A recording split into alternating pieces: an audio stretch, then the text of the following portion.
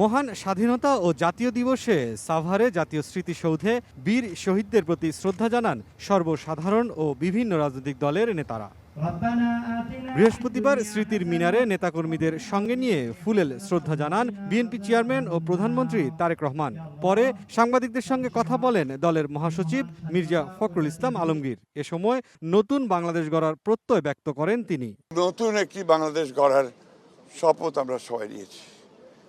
আমরা সেই লক্ষ্যে আগামী দিনগুলোতে বাংলাদেশকে সত্যিকার অর্থেই একটা সুখী সমৃদ্ধ বাংলাদেশ গড়ে তুলবার জন্য কাজ করব।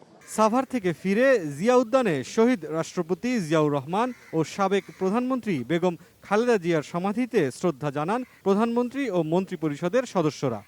ঘোষণা দিয়ে সমগ্র এ সময় বর্তমান সরকারের প্রতি মানুষ আস্থাশীল বলে জানান স্থানীয় সরকার মন্ত্রী। বলেন, ফ্যামিলি কার্ড, কৃষক কার্ড তারেক রহমানের নতুন চিন্তাধারার ফসল। বিএনপি সরকার প্রতিশ্রুতি বাস্তবায়নের লক্ষ্যে এগিয়ে যাচ্ছে বলেও মন্তব্য করেন Mirza Fakhrul. Optical brightener, colour guard এবং জার্ড লক সমৃদ্ধ অ্যাডভান্স ফর্মুলায় এলো নতুন রে ডিটারজেন্ট পাউডার। মাত্র এক মাসের মধ্যেই তিনি তার নেতৃত্বে বাংলাদেশ অনেক দূরে এগিয়ে গেছে। আমরা সবাই জানি যে ফ্যামিলি কার্ড, কৃষক কার্ড হবে, খাল খনন কর্মসূচি, কৃষকদের সুদ মকুব। এ সময় নেতারা জানান দেশ ও জাতির ক্রান্তিলগ্নে সব সময় এগিয়ে এসেছে বিএনপি।